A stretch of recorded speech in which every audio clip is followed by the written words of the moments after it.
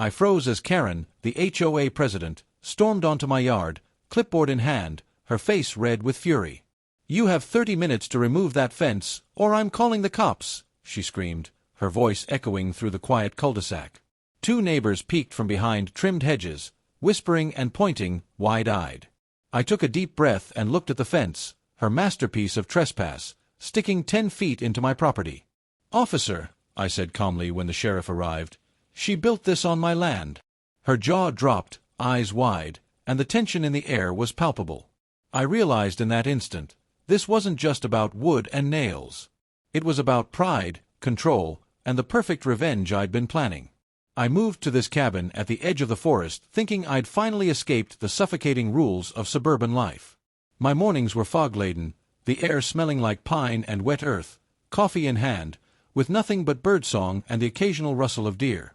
The HOA neighborhood was just beyond the tree line, all perfectly identical houses, neatly trimmed lawns, and neighbors waving politely but coldly. I didn't mind the distance at first.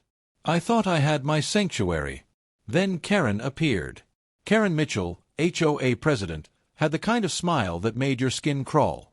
She drove up in her shiny white SUV, clipboard in hand, and didn't knock. "Hi, I'm Karen," she said with false sweetness. "We noticed your property is visible from our community. Standards are important, you know." I blinked. "Visible to you? That doesn't give you authority here." Her eyes narrowed slightly. "Standards help maintain value. You'll thank us later." That's when I realized she wasn't here to negotiate. She was here to dominate. The first clash came almost immediately. I saw her pacing along my property line, tape measure in hand.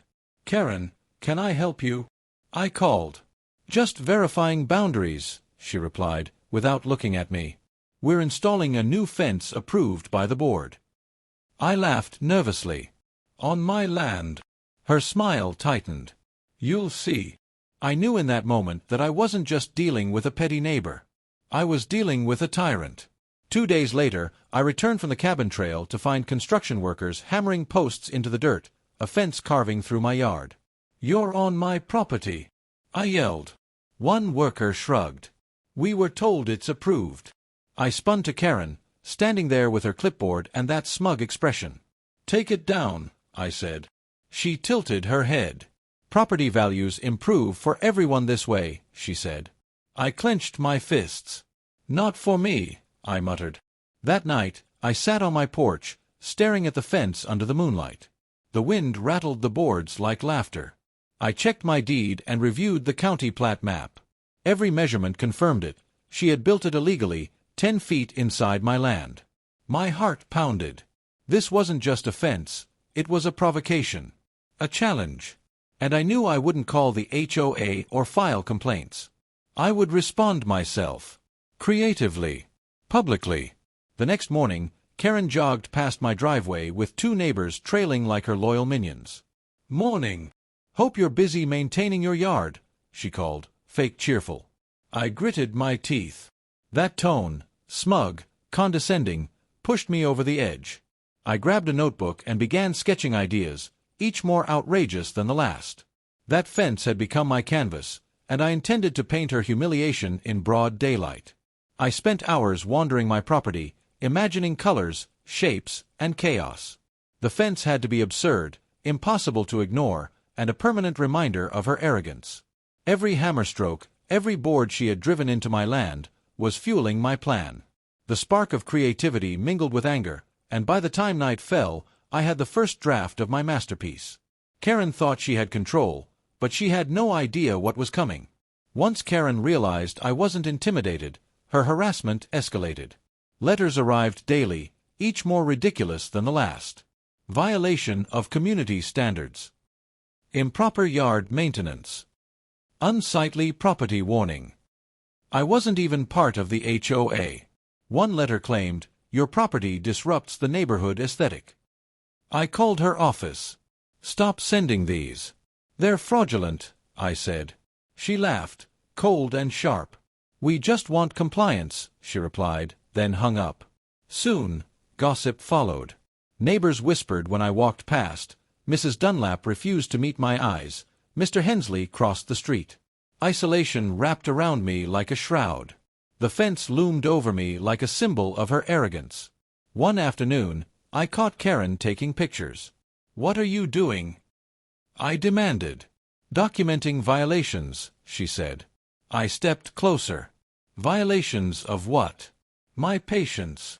She flinched. "You're being aggressive," she spat. "Not even close," I said. "You haven't seen aggressive yet."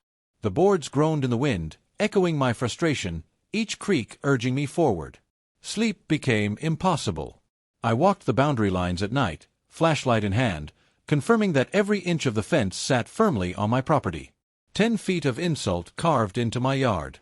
I framed the official county plat map and hung it where Karen could see it every morning. When she noticed, she erupted. "You think this is funny?" she screamed. "It's called evidence," I said calmly. "You should try it sometime." She waved her clipboard as though it could strike me down. "This behavior will not be tolerated." I smiled. "You'll need more than letters to control me."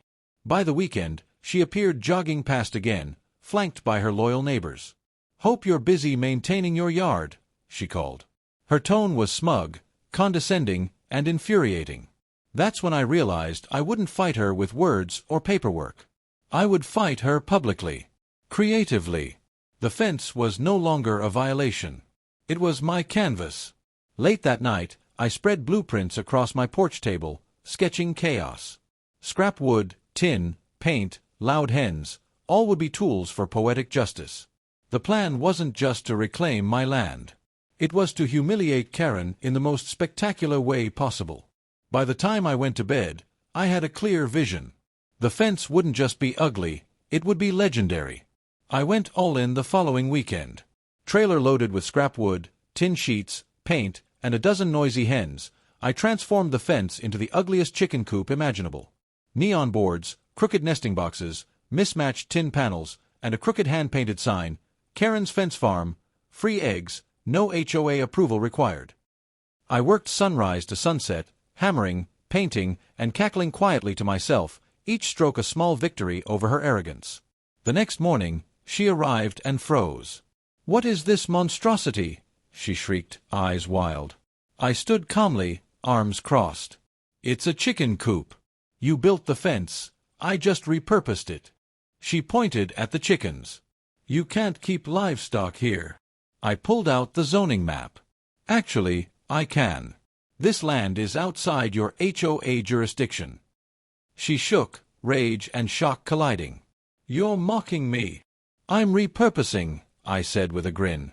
The neighbors gathered, some laughing, others filming. Her authority evaporated as the reality set in. The cops arrived, shaking their heads at the maps and measurements. "Sir is within his rights," one said. Her face paled. Every morning, the hens clucked along the property line, a living, feathered reminder of her defeat.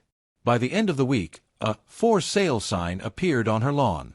I sipped coffee the next morning and noticed a black SUV outside the HOA office. A man in a suit was taking photos of my property. Karen might be gone, but her replacement looked serious, determined, and even more dangerous. If he thought I'd take the coop down quietly, he was about to learn just how creative I could get. So, what do you think? Did I go too far, or did she finally get what she deserved? Would you have built something even more outrageous? What would you do if someone built a fence on your property? Drop your thoughts in the comments, hit that like button, and subscribe, because if the HOA sends reinforcements, you won't want to miss what happens next.